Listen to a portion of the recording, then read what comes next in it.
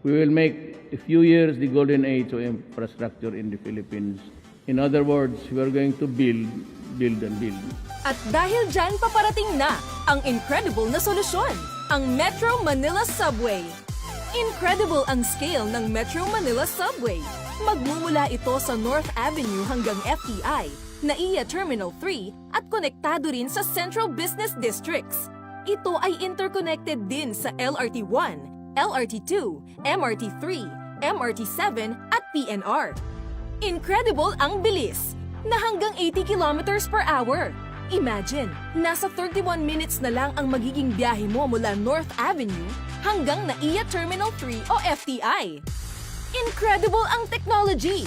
Advanced Japanese technology kasi ang gagamitin tulad ng sa Japan Railway System at meron din platform screen doors.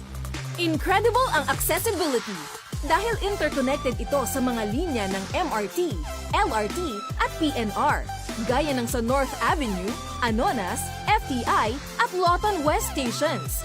Connected din ang mga station sa iba pang public transport terminals tulad ng bus, jeep at taxi. Kaya mas mabilis mo nang mararating ang anumang destinasyon sa Kamaynilaan. Incredible ang safety dahil flood resilient ito kahit pa sa mga bahaing lugar. Ito rin ay earthquake resistant at malayo sa fault lines. Incredible na long-lasting. Ang depot ng subway ang magiging center of maintenance at magiging lugar ng Philippine Railway Institute na siyang maniniguradong tama at pangmatagalan ang magiging operation at maintenance ng subway at iba pang linya ng tren.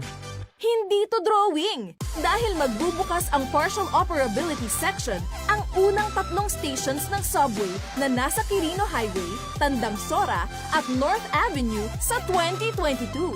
Isa lang ang hinihingi namin sa bawat Pilipino, unstoppable support at cooperation para sa pagbabagong paparating na para sa kinabukasan natin. Paparating na ang pagbabago. Ang susunod na istasyon ay pag-unlad.